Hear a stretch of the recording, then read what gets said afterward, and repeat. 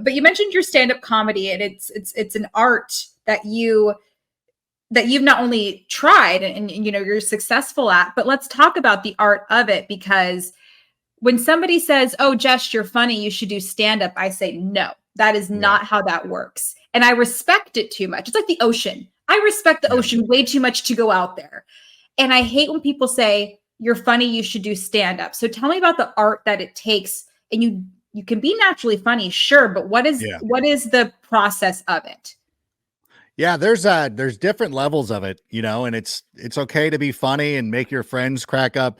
And you feel like a lot of times too, like when you have inside jokes and you have jokes that are very relatable to a specific group of people, like there's always ways to connect like that. But stand up is very different, where you've got a new audience each and every night, and you've really got to go out there and try it. Where when I go out and do stand up now, it's a little bit more difficult because my act gets a little dated because I'm not Yeah. doing it as much as I was doing it. I would love to perform. I'm actually starting to put together material for a special that I'm hopefully going to be recording in June.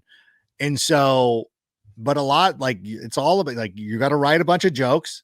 And then once you write the jokes, you know, we have a writer's room. You know, I have a couple of buddies that I write with, and we sit down, we kind of hone it out, hash it out. Like, what's the best wording? Cause like a lot of times too, it's like, how do you get the wording? And Yeah. then sometimes if you're not recording something or you ad-libbed something during the show, and then you got to bug people like, what did I say?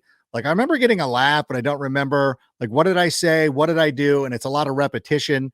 And like anything else that people do, you got to practice at it all the time. Mhm. There are people that get away with going up and doing crowd work and, you know, just kind of, hey, off the cuff funny. But the one thing about comics is that they make everything seem unscripted. So when you go see a show and like sometimes there's parts of it where you're like, oh, he was up there ad-libbing or she was doing this, that was off the cut. Like, no, no, no. Most of the time it's a situation that's presented itself previously and you're just ready for it. And so again, it's just one of those things that's not easy. And even funny people have to go through the trials and tribulations. And you see it too. You know, you go to open mics and you know who's there, like because their friends told them they were funny, but they Yes. don't have jokes. They're just trying to be funny. You're like, oh, yeah, I gotta write. You gotta set up punchline, set up punchline. What type of joke teller are you?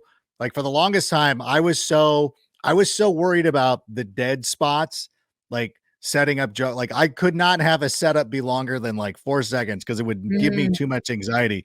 So it was almost like I was throwing out one-liners, like set up punch, set up punch, set up punch. But that kind of gets too repetitive, and then people check out after a while. So I've been trying to like, hey, like for instance, David Njoku, the tight end for the Cleveland Browns, after a post-game interview goes, oh yeah, there's this guy at the NFL Network. Yeah, his name's Adam Rank. That guy sucks, which incidentally will be the title of my special. Adam Rank, this guy sucks. But like trying to like working with my friends, like I need to make this like it's just not a setup punch type of joke, but like a story, like trying to be a story. Like Joel McHale's a great like storytelling comic. Mm. Like he's like, and he, you know, he sets up a lot of, and it's so great. And it's like, that's what I want to do. Like, that's the kind of person, that's the kind of like, I want to do that. And I want to kind of relate it to working and like going through it and everything. And I sort of tried out, I did kind of test a little bit of it on the NFL Fantasy Live show, running down myself and then going through like that. So I've actually recorded that, written it down and be like, how do I make that longer?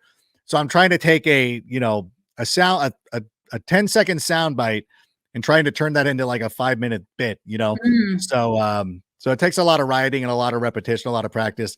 There's a couple of open mics around here that I'll be hitting up pretty soon. So it is a thing. Once the Super Bowl's over, then I'm going to be devoting myself to that full time.